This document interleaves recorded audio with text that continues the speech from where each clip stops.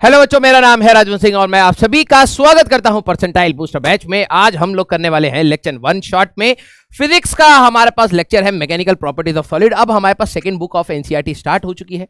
यहां पर इसको कई बच्चे लोग मैकेनिक्स 2 भी कहते हैं, वो मैकेनिक्स 1 भी था हमारे पास, राइट। तो जो बल्क प्रॉपर्टीज की अगर हम लोग बात करें या मैकेनिकल प्रॉपर्टीज ऑफ सॉलिड्स की अगर हम लोग बात करें तो एक छोटा सा पार्ट है, थ्योरेटिकल भी है आप ये बोल सकते हैं, क्योंकि आपको कुछ फॉर्मूले भी याद रखने पड़ेंगे और फॉर्मूले की डायरेक्ट एप्लीकेशन है।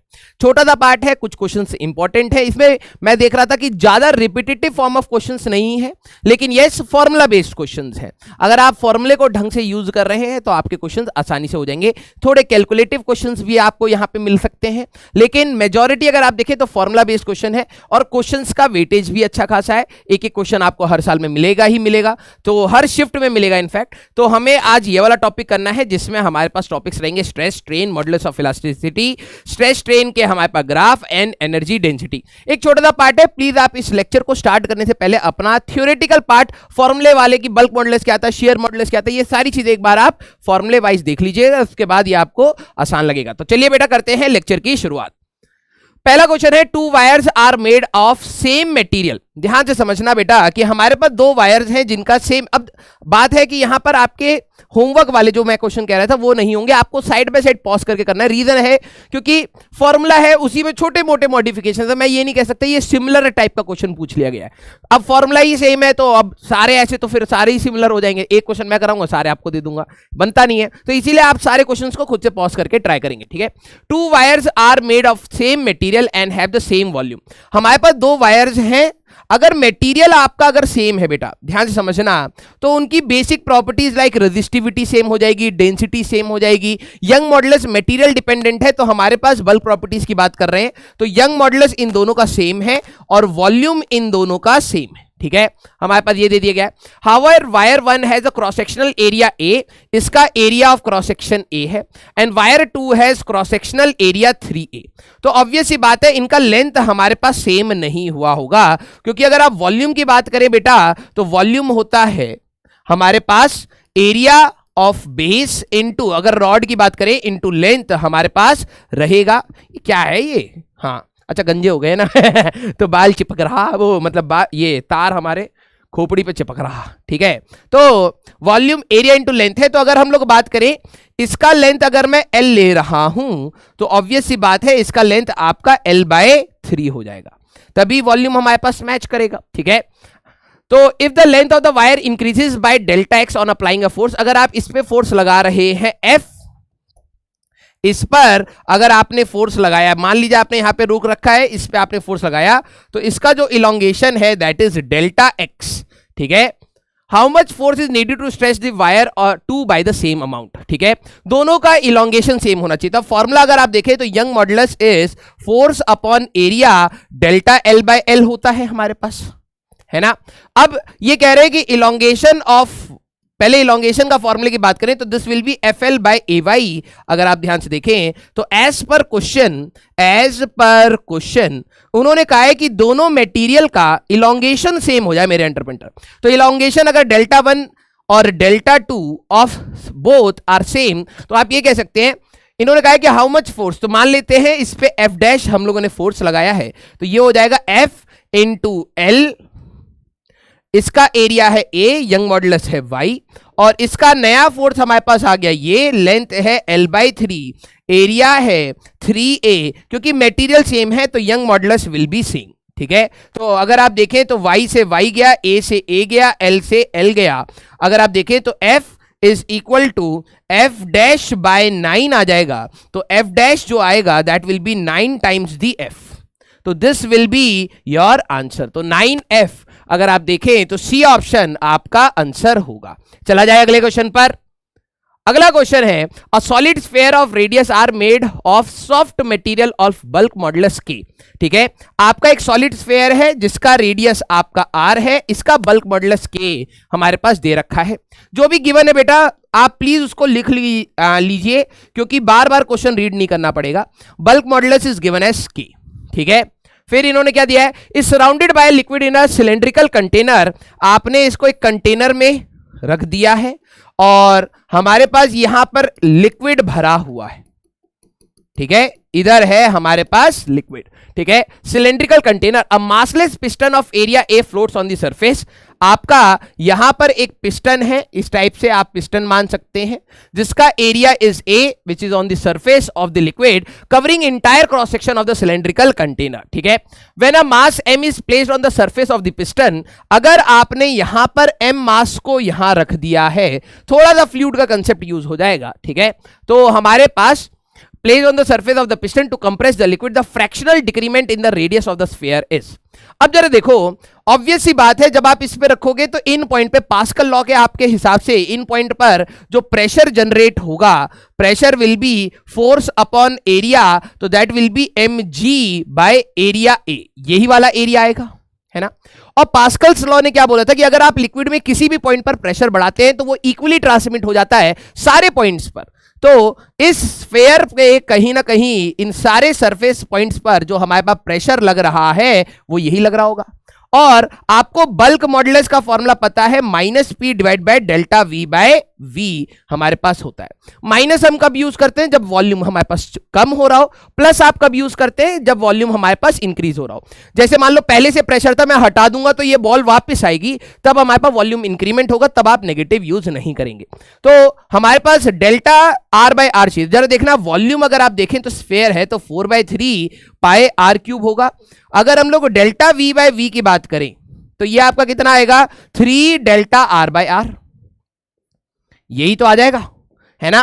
तो यहां पर रख लेते हैं कि bulk modulus is given as के, प्रेशर आपका, माइनस को मैं यहां पर हटा देता हूं क्योंकि यहां पे वॉल्यूम कम होगा, तो ये आ जाएगा mg bye A into 3 delta R bye are. अब डेल्टा आर बाय आर को अगर आप यहां पे रख लें, ठीक है, delta R bye are that will be mg bye 3ak, that will be your answer. तो ये आपका आ जाएगा mg bye 3ak, C option, that is your answer. चला जाएगा अगले क्वेश्चन पर। अगला question, a cube of metal is subjected to a hydrostatic pressure. अगर आप देखें तो यहां पर जो आपको प्रेशर, एक क्यूब है पहली बात, ठीक है, एक हमारे पास क्यूब है हमारे पास जिसका साइड होगा L, ठीक है। तो आपने एक हाइड्रोस्टैटिक प्रेशर लगाया है 4 गीगा पास्कल, ठीक है, 4 giga pascal. The percentage change in the length of the side of the cube is equal to bulk modulus. ये पिछले वाले क्वेश्चन के जैसे ही आपको लगेगा, लेकिन मैं आपको बता रहा हूं कि आप सारे क्वेश्चन, क्योंकि ज्यादा पैटर्न नहीं बन पाया, ठीक है, ज्यादा, अब ये है तो ऑलमोस्ट सेम ही, वहां पे स्फीयर का था, यहां पे क्यूब का है, लेकिन मैं आपको बोलूंगा आप सारे क्वेश्चन एक बार खुद से ट्राई करिएगा। तो बल्क मॉडुलस की अगर आप बात करें तो pressure divide by delta V by V आ जाएगा, और इसकी बात करें तो डेल्टा वी या v की बात करें तो v आएगा L क्यूब, तो डेल्टा v बाय v आपका कितना हो जाएगा, that will B 3 delta L by L, right. तो बल्क मॉडुलस आपको दे रखा है 8 इंटू 10 की पावर 10 पास्कल्स।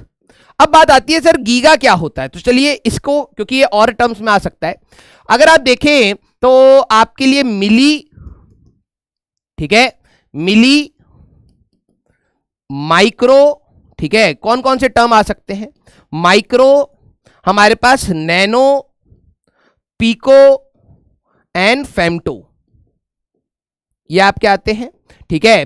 फिर मिली के बाद आता है यहां किलो, ठीक है, फिर आपका आता है मेगा, फिर आता है गीगा, ठीक है। इससे ऊपर भी होता है लेकिन हमारे पास इससे जरूरत नहीं है। Milli is 10 raise to power -3, micro is 10 raise to power -6, nano is 10 raise to power -9, pico is 10 raise to power -12, femto is 10 raise to power -15, ये आता है।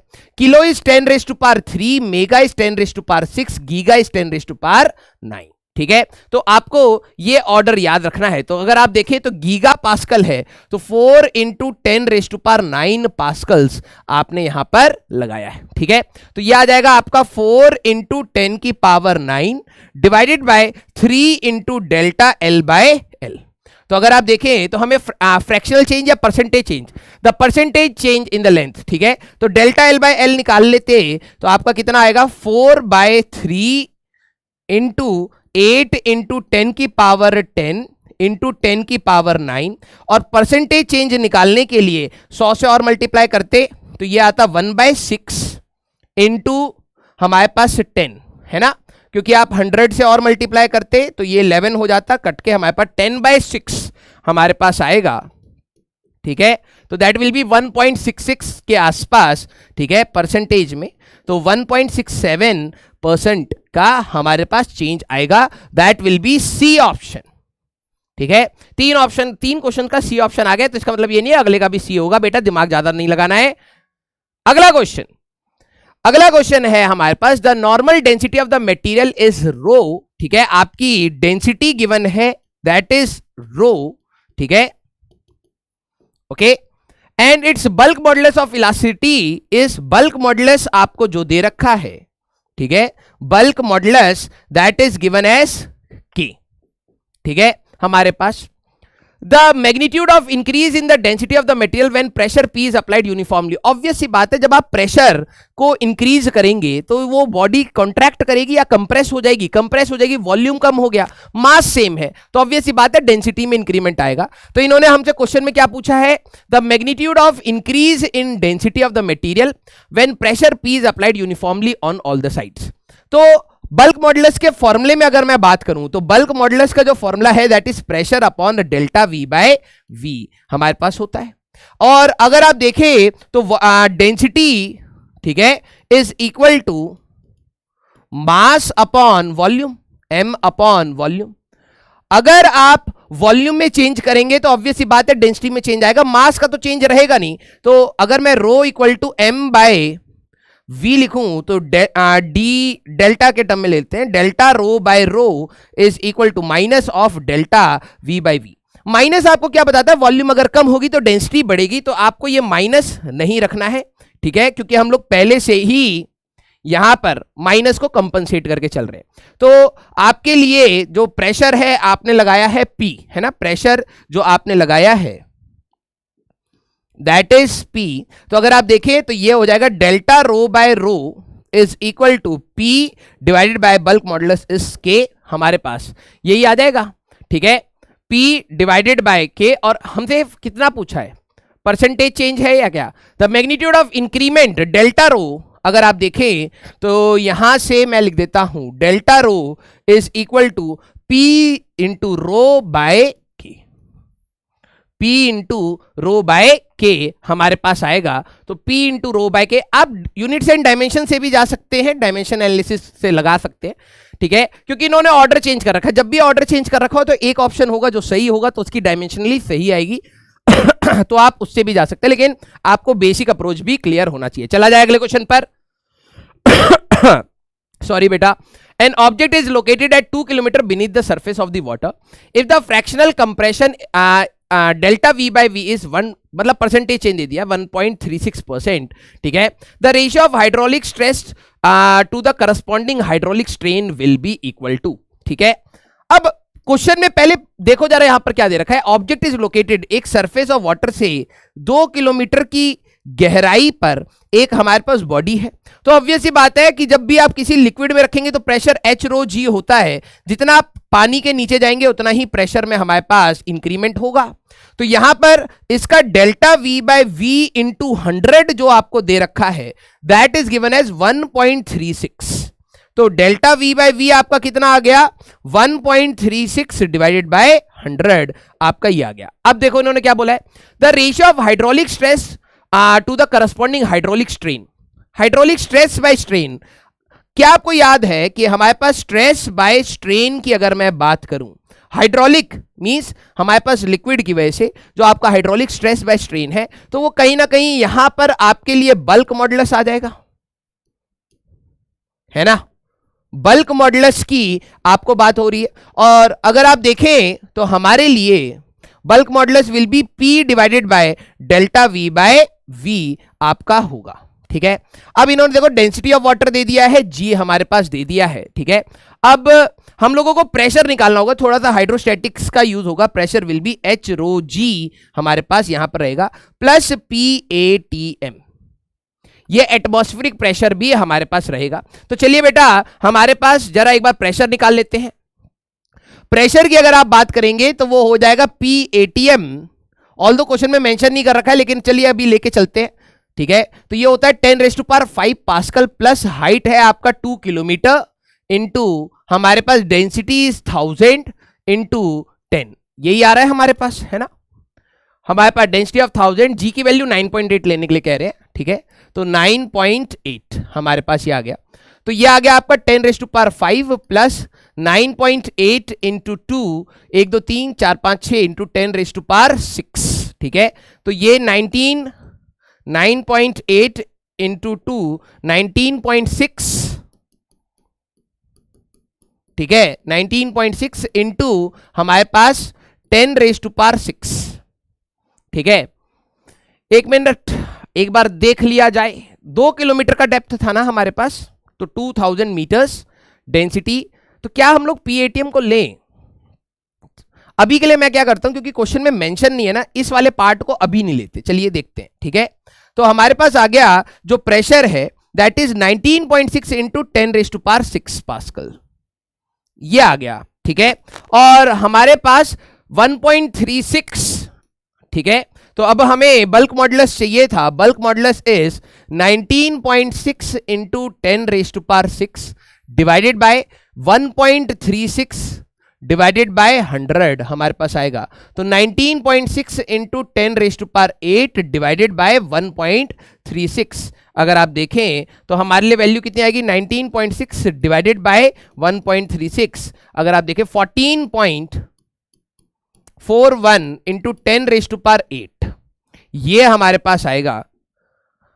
तो 10⁻14 हाँ, तो 1.4, ठीक है।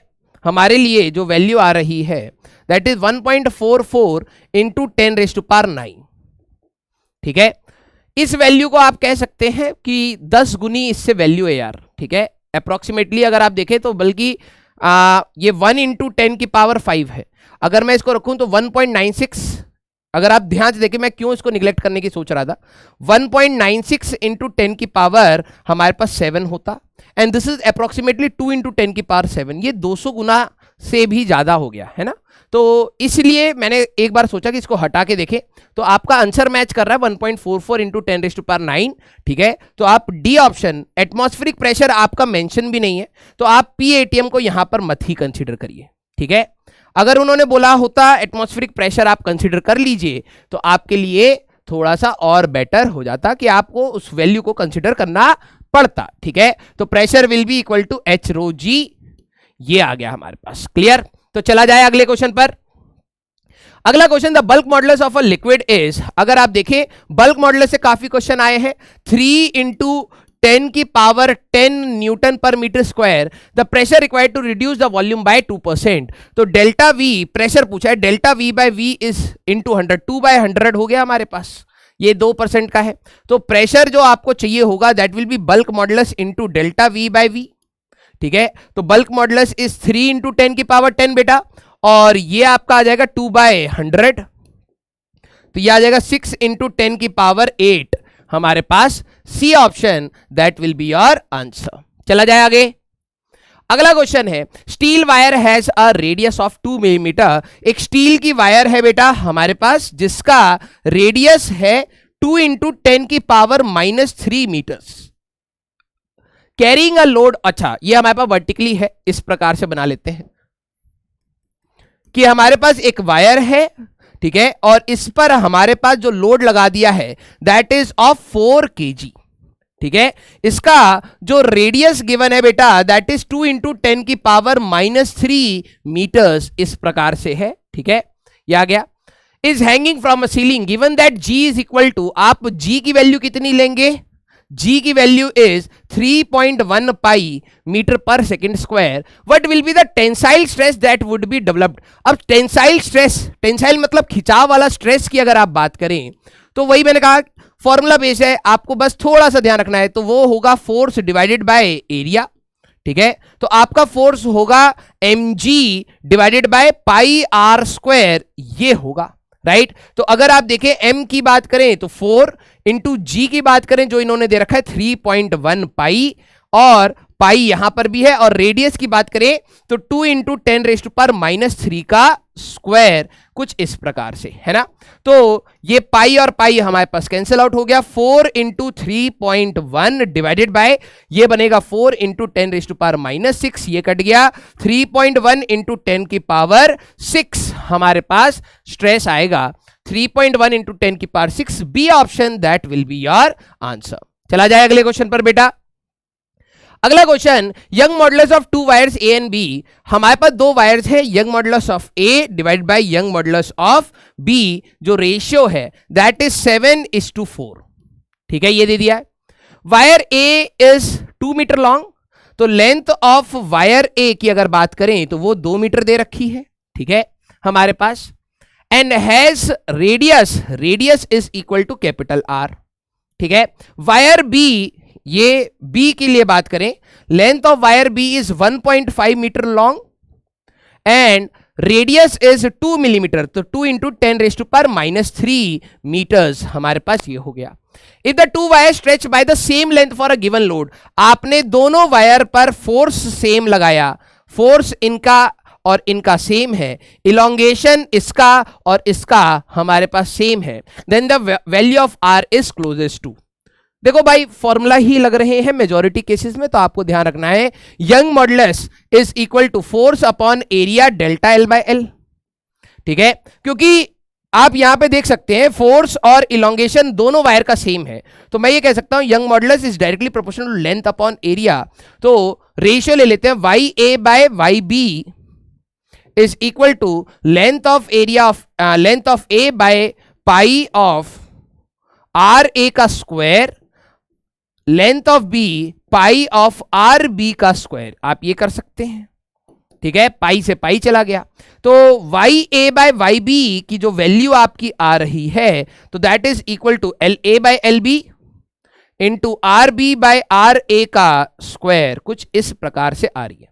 तो जल्दी से हमें क्या चाहिए था, रेडियस चाहिए था ना, तो अगले पेज पे चल लेते हैं। ठीक है, तो Y A by Y B हमें गिवन है 7/4, तो 7/4 is equal to length of A 2 divide by 3/2, है ना, 2 डिवाइड बाय 3/2, ये 3/2 इज 1.5 इंटू, अगर आप बात करें तो आर बी का स्क्वायर, ये बी है, तो दिस इज 2 इंटू 10⁻³ 2 इंटू 10⁻³ का स्क्वायर डिवाइड बाय आर का स्क्वायर, यही आपका। अच्छा, मिलीमीटर में तो कन्वर्ट नहीं करते ना, ये भी हमारे पास मिलीमीटर में ही आ जाएगा आंसर। ठीक है, फालतू में अपनी कैलकुलेशन क्यों बढ़ाए। 2 बाय आर का स्क्वायर, कुछ इस प्रकार से हमारा आ जाएगा। तो ये हो जाएगा बेटा 7/4 is equal to 4/3 into 2 by या फिर 4 बाय आर का स्क्वायर।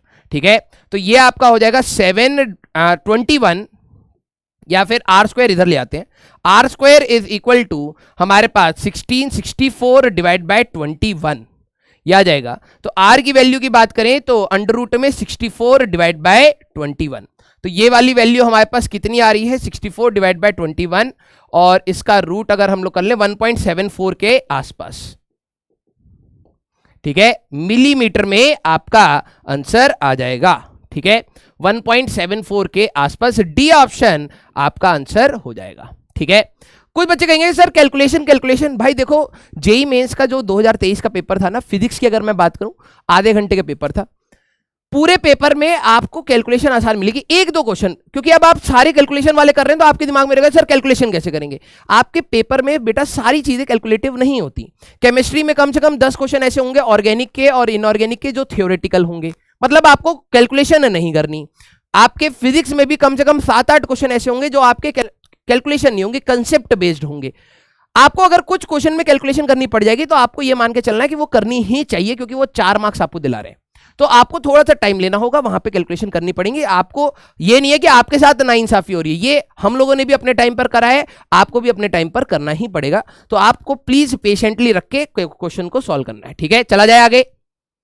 अगला क्वेश्चन है हमारे पास, 2 steel wires have the same length are suspended from the ceiling under the same load. अच्छा, तो हमारे पास 2 स्टील की वायर है, एक वायर यहां ले लेते हैं, ठीक है, एक वायर यहां पर हम लोग ले लेते हैं।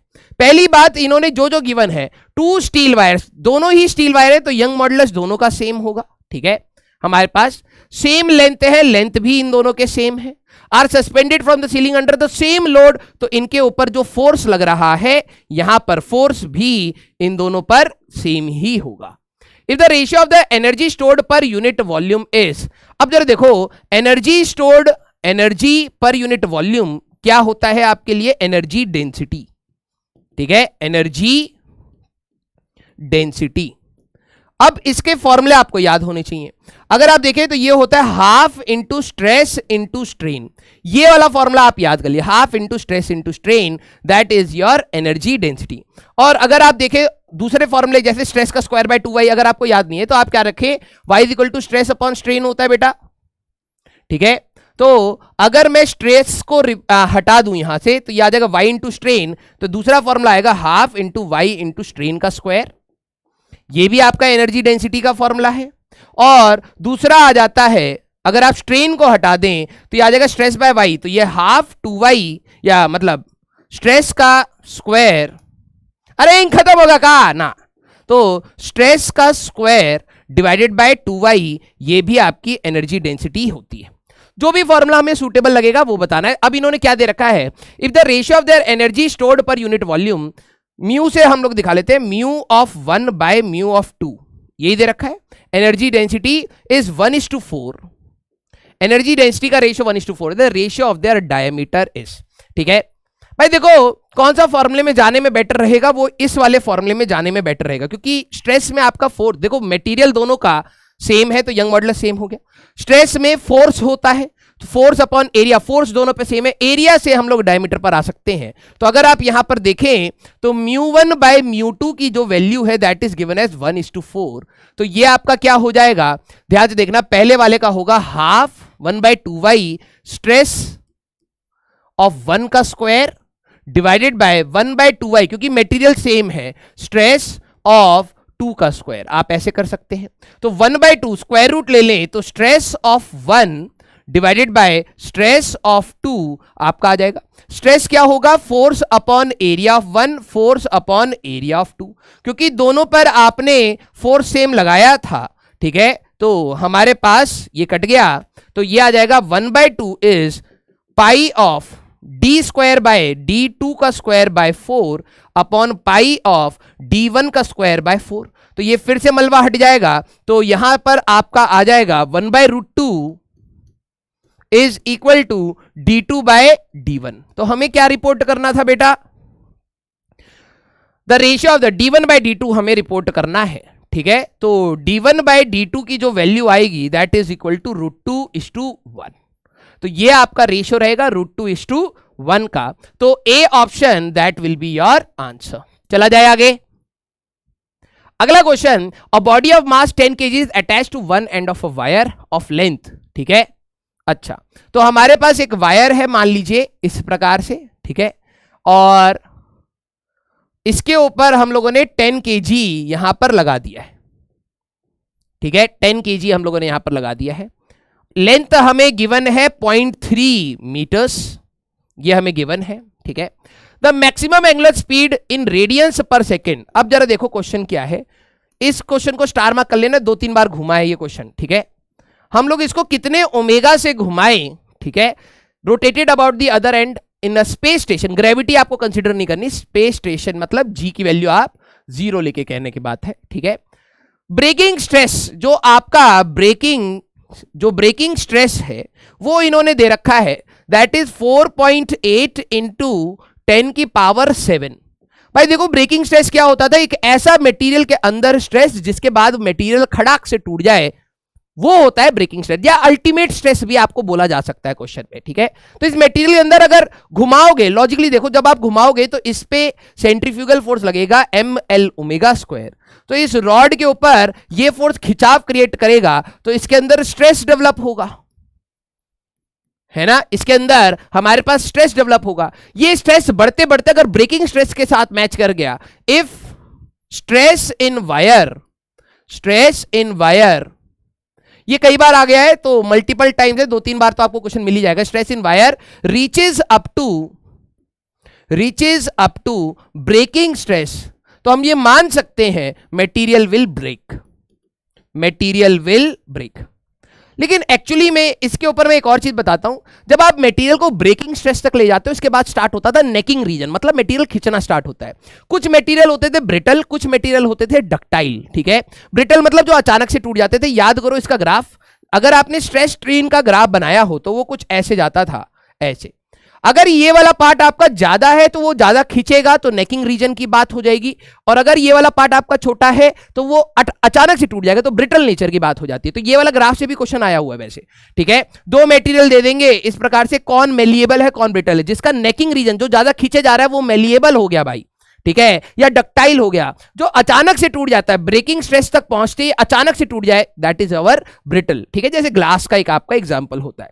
तो हमें इसको कितने ओमेगा से घुमाना है कि मटेरियल टूट जाए, तो ऑब्वियस सी बात है जो भी आपका मटेरियल के अंदर जो स्ट्रेस है दैट विल बी फोर्स बटे एरिया। वो फोर्स कहां से आएगा, एम एल ओमेगा स्क्वायर बटे एरिया से आएगा। और ये किसके साथ मैच कर जाए, ब्रेकिंग स्ट्रेस से, तब ये मटेरियल हमारे पास टूट जाएगा। तो हमारे पास यहां पर क्या पूछा हुआ है, the area of the cross section दे ही रखा है ना, हाँ ये आ गया आपका। Area of cross section is 10⁻⁻² centimetre का स्क्वायर। अब ध्यान से देखना, 10⁻⁻² इंटू 10⁻⁻4 मीटर का स्क्वायर हो जाएगा, ठीक है। तो ये आ जाएगा आपका 10⁻⁻6 मीटर का स्क्वायर, ये आपका एरिया है, ठीक है। ब्रेकिंग स्ट्रेस आई गया हमारे पास, ओमेगा निकालना है, तो आइए ओमेगा की वैल्यू निकाल लेते हैं। तो आपका omega square will be breaking stress into A, ठीक है, डिवाइड बाय ml, और इसका रूट ले लेते हैं, ठीक है, ये आ जाएगा। तो आइए ओमेगा को निकाल लेते हैं। ओमेगा इज अंडर रूट में breaking stress into area divided by ml। तो अंडर रूट में ब्रेकिंग स्ट्रेस आपका था 4.8 इंटू 10⁻⁷, ठीक है, इंटू एरिया की अगर आप बात करें तो 10⁻⁻6 था, आई थिंक, है ना हमारे पास 10⁻⁻6 था, यस। मास 10 kg है, लेंथ 0.3 है, तो ये हो गया 10 इंटू 0.3 या 3/10, हमारे पास कुछ इस प्रकार से हो गया। तो ये अंडर रूट में हमारे पास 4.8 इंटू 10⁻10 ही बचा, डिवाइड बाय 3, तो ये हमारे पास 1.6 हो जाएगा, ठीक है। तो रूट ऑफ 16 दैट इज 4।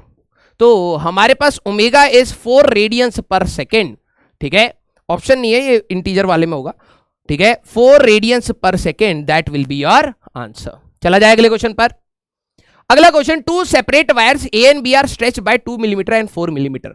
हमारे पास एक वायर ए है, एक वायर बी है, इसके अंदर का जो इलोंगेशन है ये है 2 मिलीमीटर का, ठीक है, और मीटर में है, हो गया। और जो सेकंड, इसमें 2 ले लेते हैं, इसमें 1 ले लेते हैं, जो इसका इलोंगेशन गिवन है दैट इज 4 इंटू 10⁻⁻3 मीटर्स, ठीक है, ये आ गया सेकंड वाले का। Respectively when they are subjected to a force of 2 newton, इस पे भी फोर्स आपने कितना लगाया है, 2 न्यूटन, इस पे भी आपने फोर्स कितना लगाया है, 2 न्यूटन, ठीक है। Assume that both the wires are made up of the same material, means इसका यंग मॉडुलस y है तो इसका भी यंग मॉडुलस y है, and their radius of wire b is 4 times, ठीक है, ऑफ रेडियस ऑफ वायर। अगर मैं इसका रेडियस r0 ले रहा हूं तो रेडियस r2 पहले वाले का r0 है, तो इसका 4 टाइम्स है, तो 4 r0 हो गया ये, ठीक है। The length of the wire A and B are in the ratio LA या L1/L2, जो है इनका रेशियो A/B का है हमारे पास, ठीक है।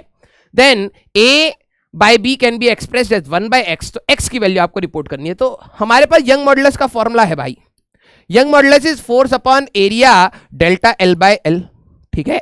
तो y1/y2 निकाल लेते हैं भाई, तो ये हो जाएगा आपका F1/F2 into L1/L2 into A2/A1, inversely proportional है, इंटू डेल्टा L2/डेल्टा L1, यही तो आएगा। अब जरा देखना, हमारे पास फोर्स दोनों का सेम है ना, फोर्स दोनों का सेम है, यंग मॉडुलस दोनों का सेम है, तो ये भी हमारे पास 1 हो गया, ये भी हमारे पास 1 हो गया। L1/L2 इज A/B, तो इनकी जगह पर मैं A/B रख लूंगा, ठीक है। एरिया जरा देखना, इसका अगर मैं एरिया A1 की बात करूं, पाए r0 का स्क्वायर ले रहा हूं, तो इसका एरिया क्या आएगा, 16 पाई आर नॉट का स्क्वायर, तो हमें चाहिए A2 बाई A1 का अगर आप रेशियो लेंगे तो ये 16 आ जाएगा हमारे पास। तो इसकी जगह पे मैं 16 लिख सकता हूं, और डेल्टा L2 बाई L1 तो ये आपका आ जाएगा, अगर आप देखें तो 2 का रेशियो आ जाएगा, दिस विल बी 2।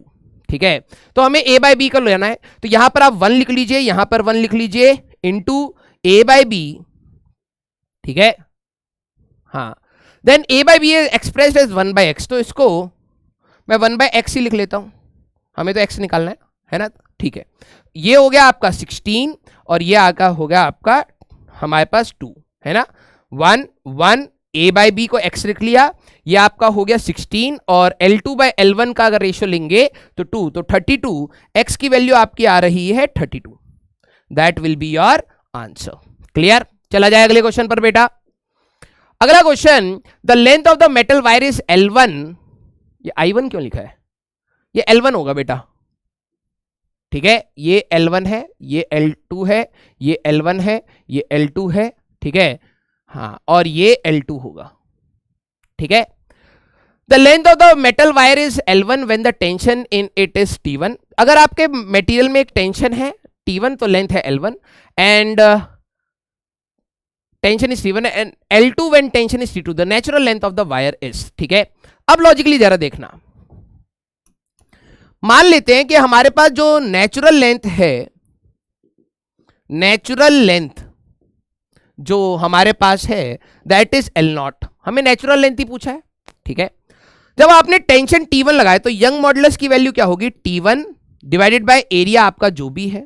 ठीक है, तो इलोंगेशन आपकी डेल्टा L इलोंगेशन विल भी हो जाएगा L1 माइनस L0, क्योंकि लेंथ तो बढ़ जाएगी ना जब आप टेंशन लगाओगे, अपॉन L0, ये आ जाएगा। अगर मैं सेकंड केस की बात करूं तो Young modulus will be tension T2, क्योंकि इन्होंने कहीं पर भी लेटरल स्ट्रेन या फिर ये नहीं बोला कि वॉल्यूम चेंज हो रही है, तो हम लोग अभी area of cross section, area of cross section ए हम लोग लेके चलेंगे, और मैं इसको यहां पे लिख रहा हूं कांस्टेंट। ठीक है, अगर वो कहते हैं वॉल्यूम कांस्टेंट है तो अलग बात है, लेकिन यहां पर हम लोग एरिया को अभी कांस्टेंट लेके चलते हैं। तो ये हो जाएगा ए, लेंथ ओरिजिनल L0 थी, और आपका ये हो जाएगा L2 माइनस L0, ये आ जाएगा। क्योंकि ये दोनों का मटेरियल तो सेम ही रहेगा, अगर आप स्ट्रेच करेंगे तो यंग मॉडुलस सेम है, तो दोनों को हम लोग इक्वेट कर सकते हैं। तो यहां पर आ जाएगा T1 divide bye A L0 divide by L1 minus L0। Elongation क्या होगा भाई, ये देख लेना, पहले केस में इलोंगेशन L1 माइनस L0 होगा, और सेकंड केस में इलोंगेशन L2 माइनस L0 होगा ना, ओरिजिनल लेंथ से ही आप इलोंगेशन नापते हैं। ठीक है, तो ये आ जाएगा बेटा आपका T2 divide bye A L0 upon L2 minus L0, ये आ जाएगा। अगर आप यहां पर इसको कट कर दें, इसको कट कर दें, ये क्वेश्चन 2 बार आ चुका है। ठीक है, this question has been asked 2 times. ठीक है, तो आप इसको थोड़ा सा ध्यान से कर लीजिएगा।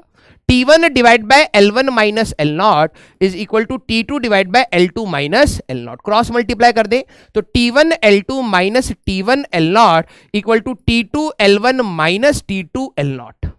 इस मलबे को इधर ले जाते हैं, इसको हमारे पास इधर ले आते हैं, तो T1 L2 minus T2 L1 is equal to T1 minus T2 into L0, ये आ जाएगा। तो ये आएगा T1 L2 minus T2 L1 divided by T1 minus T2, that will be your L0। तो देख लेते हैं T1 L2 minus T2 minus T1 है, T1 माइनस T2 है, हाँ तो ठीक है, तो यही तो आ गया हमारे पास, बी ऑप्शन। अगर आप यहां पर अपना माइनस ले लें तो इसको ऐसे भी लिख सकते हैं। ठीक है, थोड़ा सा रीअरेंज कर लो, तो ये आ जाएगा T2 L1 माइनस, माइनस बाहर ले लो, T2 L1 minus T1 L2 divided by minus of T2 minus T1, ऐसे लिख सकता हूं, और ये माइनस माइनस अगर आप उड़ा दें तो ये आपका आ जाएगा T2 L1 minus T1 L2 divided by T2 minus T1। तो यही वाला ऑप्शन हमारा मैच कर रहा है, T2 L1 minus L2 T1 upon T2 minus T1, तो ये B option that will be your answer. बेटा इसको आप याद भी कर सकते हैं, जनरलाइज्ड फॉर्मूला है। क्वेश्चन में हो सकता है वो कह दे L1 is L, L2 is 2L, tension एक टी था, दूसरा 4t था, तो ओरिजिनल लेंथ क्या है? तो ये आपका जनरलाइज्ड फॉर्मूला है, 2 बार रिपीट हो चुका है, तो ये आगे भी आने के चांसेस बन जाते हैं। चला जाएगा अपने अगले क्वेश्चन पर। अगला क्वेश्चन है, 2 wires of the same length and radius are joined end to end and loaded. ठीक है, हमारे पास 2 वायर्स हैं, ठीक है, इस प्रकार से ले लेते हैं। एक वायर ये है और एक वायर हमारे पास ये है। ठीक है,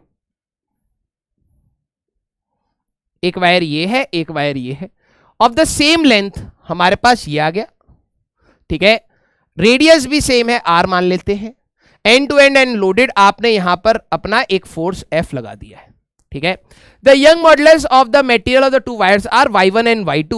इसका यंग मॉडुलस y1 है, इसका यंग मॉडुलस हम लोग y2 बेसिकली ले लेते हैं। The combination behave as a single wire then its Young modulus is. अगर मैं इन दोनों को हटा के एक सिंगल वायर ले लूं, ठीक है, 2l लेंथ की of the same radius r, ये हमारे पास फोर्स F, तो हमारे पास इसका यंग मॉडुलस हमारे पास क्या होगा, क्वेश्चन ये। तो ये इक्विवेलेंट वाला बेसिकली क्वेश्चन हो गया है। लॉजिकली देखो कि अगर मेरे को इस सिस्टम को मैं फोर्स लगा रहा हूं, तो इसके अंदर कुछ इलोंगेशन होगा डेल्टा L1 और इसके अंदर कुछ इलोंगेशन अपना होगा डेल्टा L2, और जो टोटल इलोंगेशन अगले पेज पे ले लेते हैं, हमारे पास जो टोटल इलोंगेशन आएगा बेटा, that will be delta L1 plus delta L2, है ना भाई। देखो क्वेश्चन में इक्विवेलेंस कैसे आप बनाएंगे? इक्विवेलेंस कहने का मतलब मैं जब इस पे फोर्स, इन दोनों के कॉम्बिनेशन पे जो फोर्स लगा रहा हूं, तो जो टोटल इलोंगेशन बनी वो वही इलोंगेशन इसके अंदर भी बन जाए। कितनी बन जाए? Delta L1 plus delta L2। तो बात तो एक ही हो गई फिर, तभी तो आप इन दोनों को इक्वेट कर पाएंगे। और आपको पता है Young modulus is equal to force upon area delta L1 by L1, delta L by L लिख सकते हैं। तो इलोंगेशन का फॉर्मूला आएगा FL बाय AY। तो हम लोग इसको बात करें तो FL बाय AY, ठीक है, is equal to FL by AY of 1 plus FL by AY of 2। देखो हमारे पास ये इक्विवेलेंट की हमारे पास बात है, तो इक्विवेलेंट के लिए फोर्स आपका FE है, लेंथ इस बार 2L हो गया, एरिया आपका A है, यंग मॉडुलस आपका इक्विवेलेंट आपको निकालना है। इसमें भी आपने फोर्स लगाया, इसका लेंथ है आपका L upon A, Young modulus था y1 प्लस FL, ठीक है, divided by A, Young modulus is y2। अगर आप कॉमन चीज उड़ा दें तो FL A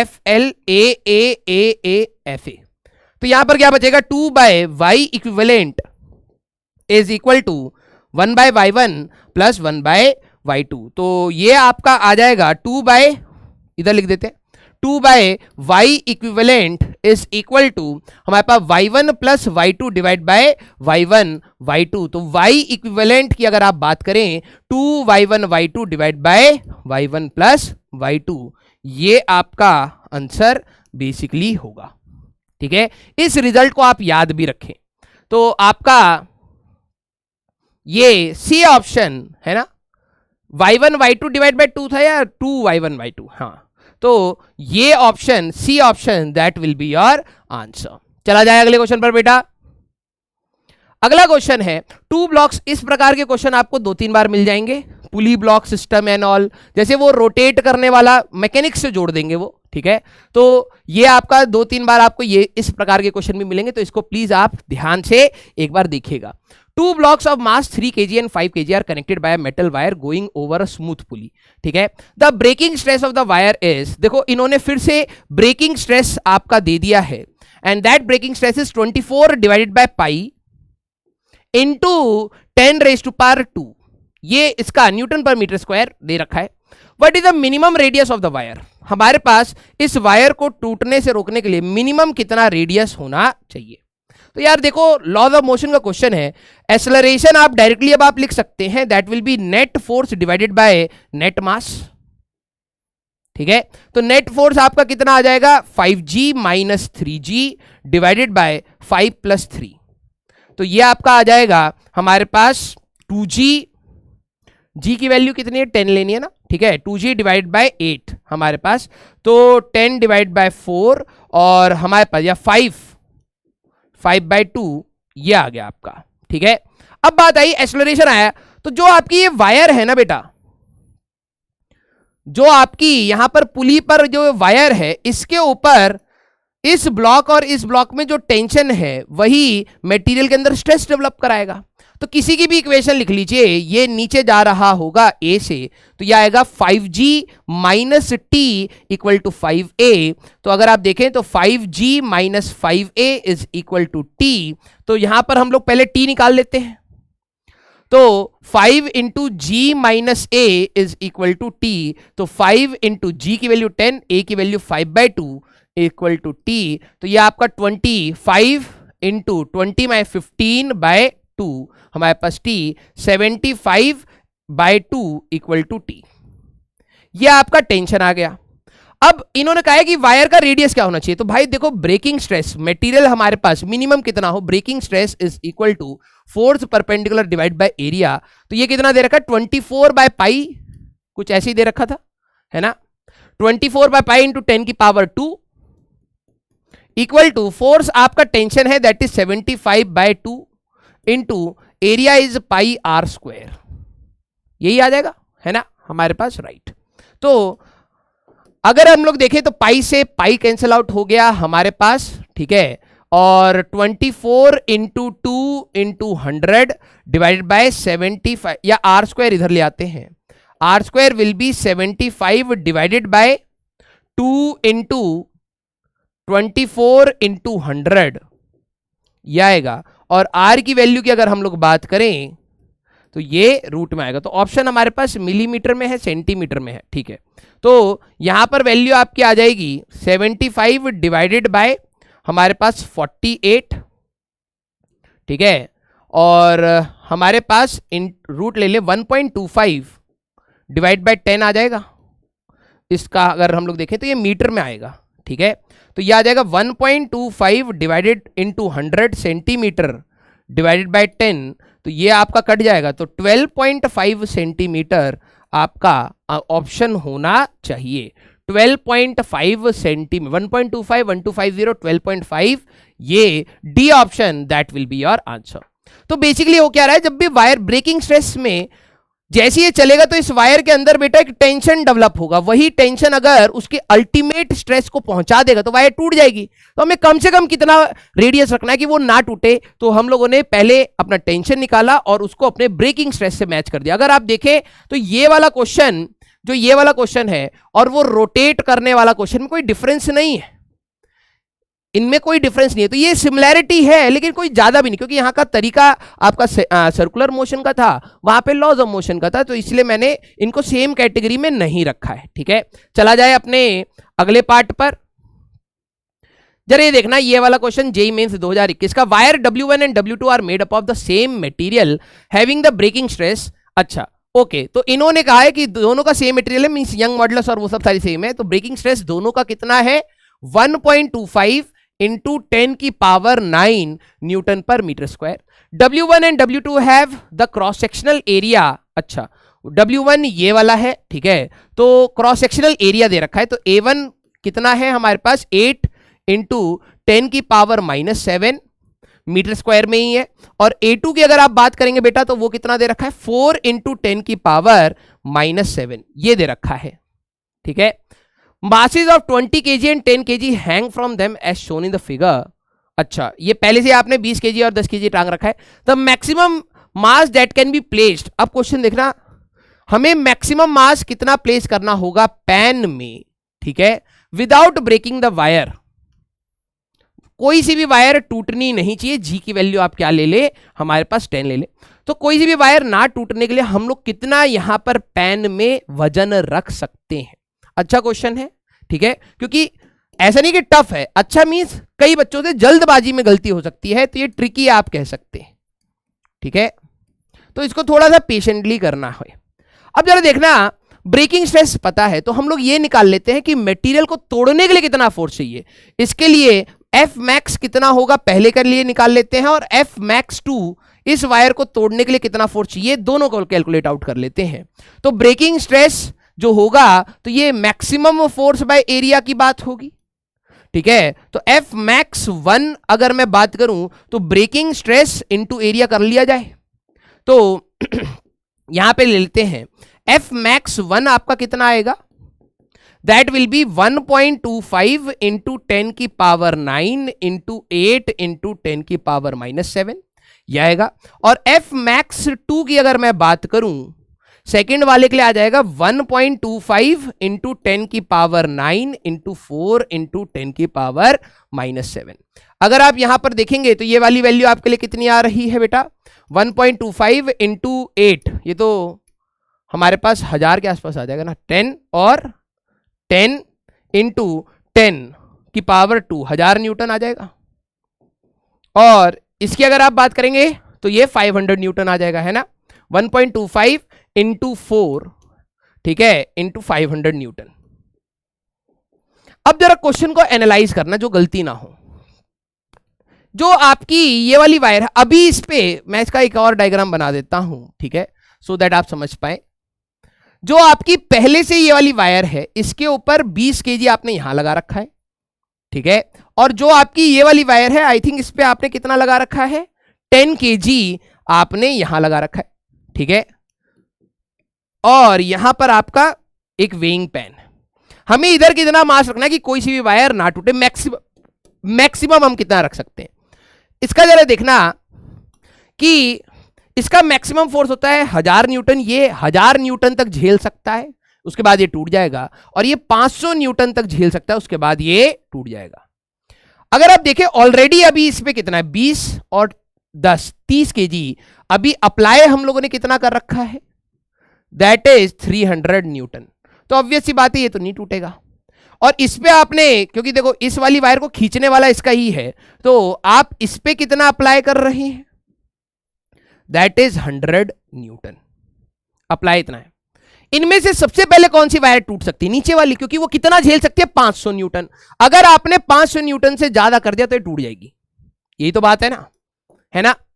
तो लॉजिकली ये है कि अगर आप देखें तो इस पे आप कितना मास रख सकते हैं, 40 केजी रख दीजिए, क्योंकि जैसे ही मैं यहां पर 40 केजी रखूंगा तो ये 10 केजी प्लस 40 केजी 50 केजी, तो ये वायर टूटने की कंडीशन में आ जाएगी या फिर टूट जाएगी।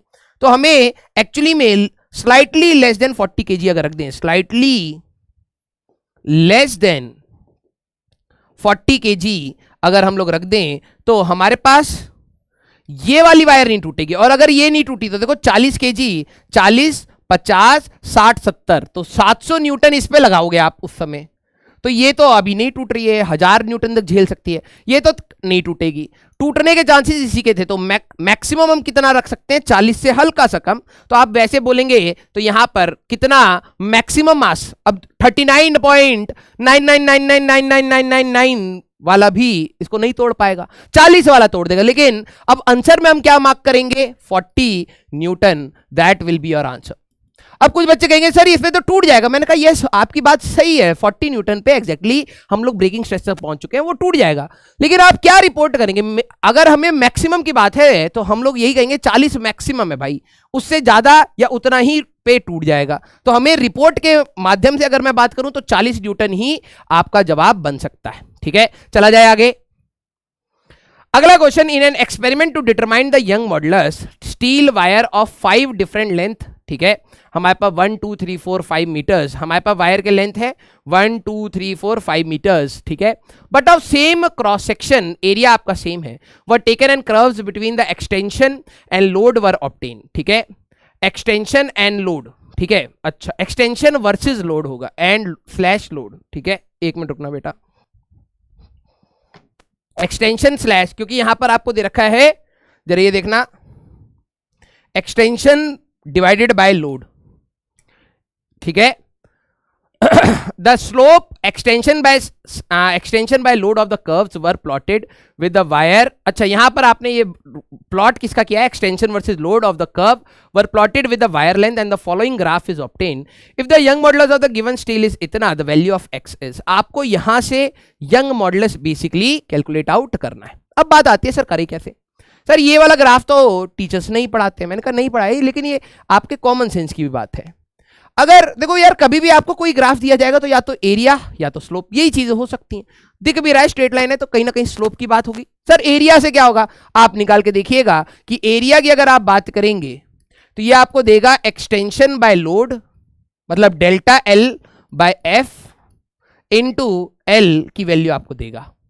अगर आपको कोई यहां पे फिजिकल क्वांटिटी मिल पा रही है तो अच्छी बात है। अगर आप स्लोप की बात करें तो जरा यहां पर ध्यान से देखना, slope that will be delta Y by delta X होता है, तो यूनिट वाइज से आपको पता लग जाएगा। तो यहां पर आएगा आपका वाई में है एक्सटेंशन डेल्टा एल, या ऐसे लिख देता हूं, एक्सटेंशन डिवाइडेड बाय लोड, ठीक है, अपॉन लेंथ। तो क्या आप देखें तो ये कुछ ऐसा दिख रहा है, delta L by F into L, है ना। तो ये चीज तो Young modulus is equal to force upon force into length, force into length upon A into delta L, यही तो होता है। क्या आपको ये चीज दिखाई दे रही है कि आपका ये वाला parameter F L divide by L, ये हमें यहां पर कहीं ना कहीं दिखाई दे रहा है ना।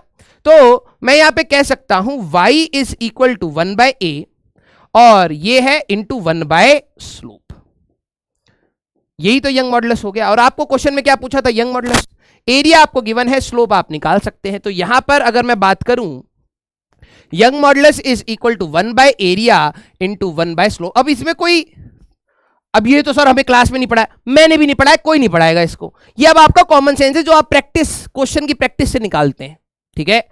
बस अब इसके बाद का ये वाला टीचर हर कोई पढ़ाएगा, ये वाली चीज आपका एग्जाम का प्रेजेंस ऑफ माइंड है भाई, ये आपके एग्जाम का प्रेजेंस ऑफ माइंड है। तो 1 बाय ए इंटू स्लोप, अगर आप यहां पे स्लोप निकालना भी चाहें, ठीक है, तो कोई से भी 2 पॉइंट ले लीजिए या फिर यहां से पूरे की ले लीजिए। तो tan theta slope that will B tan theta, अगर आप बात करें तो ये हो जाएगा 1.25 इंटू, इसकी यूनिट है 10⁻⁻⁵, यूनिट को मत छोड़ना, डिवाइडेड बाय अपना 5 मीटर्स में ही है, ठीक है। तो ये आ गया आपका स्लोप। तो यहां पर रख लीजिए एरिया आपका था एरिया एरिया एरिया हमारे पास 2 मिलीमीटर का स्क्वायर, ठीक है। तो 2 इंटू 10⁻³ का, अच्छा पूरा एरिया ही दे रखा है, ये रेडियस नहीं है ना, हाँ। तो ये हो जाएगा 2 इंटू 10⁻³ या -6 का स्क्वायर, ठीक है, ये आ गया हमारे पास, ठीक है। अब स्लोप की बात करें 1 अपॉन स्लोप, तो ये 1.25 इंटू 10 की पावर हमारे पास कितना आ रहा है, ठीक है, 10 की पावर -5। आप यहां से यंग मॉडुलस को कैलकुलेट आउट कर लीजिएगा, ठीक है। तो ये आपका कंसेप्ट आपको यहां पर ध्यान से देखना है। कंसेप्ट कभी भी अगर आपका ग्राफ हो तो आपको वहां पर क्या सॉल्व करना है, अगर आप उससे इंटरप्रेट नहीं कर पा रहे तो एक बार सोचिएगा कि स्लोप क्या दे रहा है, क्या स्लोप से कुछ मैं इंटरप्रेट कर सकता हूं, क्या एरिया से मैं कुछ इंटरप्रेट कर सकता हूं। तो कुछ बच्चे बोलेंगे सर एरिया से क्यों नहीं गए, करके देख लो, हमारे पास कोई फिजिकल क्वांटिटी नहीं बनती दिख रही, इसलिए हम लोग एरिया से नहीं जाएंगे, यहां पर आप स्लोप से एनालिसिस कर सकते हैं। चला जाए अगले क्वेश्चन पर। अगला question, if the length of the wire is made double and radius is half of its respective value, then young modulus of the, young modulus भाई मटेरियल पे डिपेंड करता है, वो कभी चेंज ही नहीं करेगा। याद करिए stress is directly proportional to strain, ठीक है। जैसे जैसे आप मटेरियल पर ध्यान से समझना, जैसे जैसे आप मटेरियल पर स्ट्रेस बढ़ाएंगे तो उसकी वजह से स्ट्रेन बढ़ता है, और यहां पे stress is equal to modulus of elasticity into strain आपका आता था, तो E आपका होता है स्ट्रेस बाय स्ट्रेन। तो ये आपका मटेरियल डिपेंडेंट है भाई,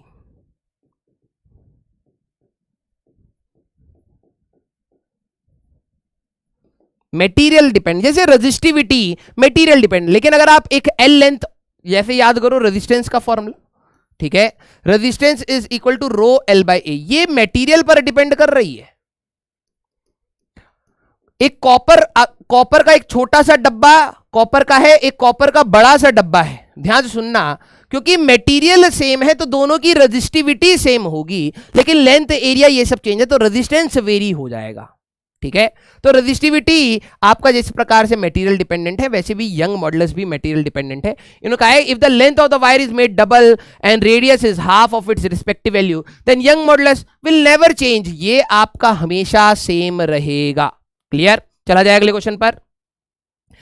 a uniform heavy rod of mass 20 kg, ठीक है, स्टार मार्क कर लेना, ये बहुत बार रिपीट हुआ क्वेश्चन है, ठीक है, मेनी टाइम्स, और ये आपको अपने नोट्स में मिल जाएगा, ठीक है, ये आपको अपने नोट्स में मिल जाएगा। A uniform heavy rod of, अभी तक हम लोग वायर का खुद का मास नहीं लेते थे, लेकिन इस बार क्या है कि आपकी जो रॉड है वो खुद इसका मास है 20 kg। स्टार मार्क कर लेना इस क्वेश्चन को। क्रॉस सेक्शनल एरिया आपका ए दे रखा है, that is equal to 0.4 metre का स्क्वायर, ठीक है, एंड लेंथ इज 20 मीटर्स, ठीक है। Hanging from the fixed support, neglect the lateral contraction, मतलब आप लेटरल कॉन्ट्रैक्शन को कंसीडर ना करें। The elongation in the rod due to its own weight, ये आपने शायद पढ़ा हो, elongation in rod due to own weight, elongation in rod due to own weight, खुद की वेट की वजह से। बेटा ये वाला question is totally different than this question, कि एक वायर है, इसके ऊपर आपने यहां पर 20 kg रख दिया, वायर आप मासलेस ले रहे हैं। अभी तक जो आपके क्वेश्चन थे वायर मासलेस था और आप उसके ऊपर लोड लगा रहे थे, तो इस एरिया ऑफ क्रॉस सेक्शन पे 200 न्यूटन आपने लगाया। This is totally different than this, इसमें आपका लोड यहां नहीं है, इस पूरी वायर का ही मास है, तो ये अपने मास की वजह से इलोंगेशन आएगा। तो मैं इसको इंटीग्रेट करके आपको डिराइव करूंगा, इस रिजल्ट को आपको याद रखना है, ठीक है, और फिर फॉर्मूला डाल के इसको सॉल्व करना है। भाई जरा देखो, ऑब्वियस सी बात है यार, इस पॉइंट पर इसके नीचे कुछ भी वजन नहीं है तो इसमें इलोंगेशन नहीं होगा। इस पॉइंट पर इससे नीचे जितनी भी वायर है इसका वजन इस वाले पॉइंट को खींचेगा तो इसके अंदर कुछ इलोंगेशन होगा। इस पॉइंट की अगर बात करूं तो पूरा का पूरा वेट है तो इसमें सबसे ज्यादा इलोंगेशन होगा, means elongation will keep on varying. तो इसको पहले अलग से सॉल्व कर लेते हैं। बेटा आपके नोट्स में ये चीज होगी, अगर आप कह रहे कि नहीं है आप झूठ बोल रहे हैं, आपने या तो क्वेश्चन के फॉर्म में मिली होगी या थ्योरी के फॉर्म में मिली होगी, ठीक है। अब मान लो ये कंसेप्ट होता है हैवी रोप का, और ये कई बार रिपीट हुआ है, जेई का ही क्वेश्चन है, कई बार रिपीट हुआ है, तो ध्यान रखना। हम लोग क्या करते हैं, पूरी रॉड का मास m ले लेते हैं, लेंथ l ले लेते हैं, किसी भी x लेंथ पर एक स्ट्रिप ले लेते हैं, ऐसे हमारे पास dx थिकनेस की।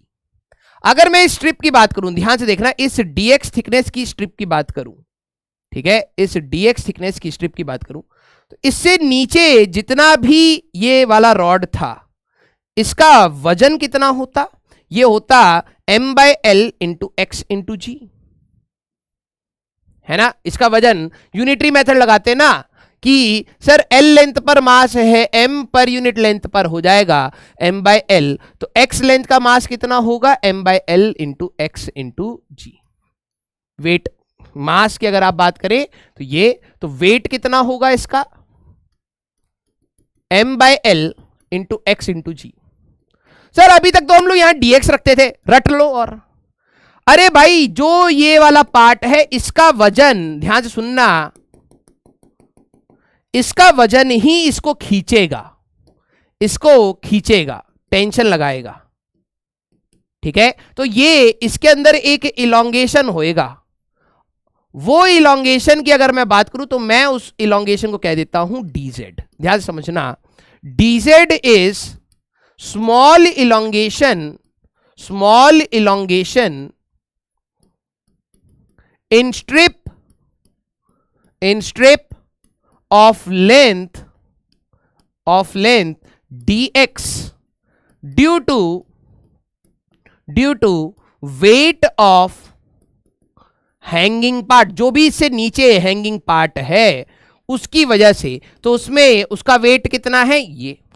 अगर आप देखें तो Young modulus is equal to force upon area delta l/l, तो elongation is equal to f/a y into l।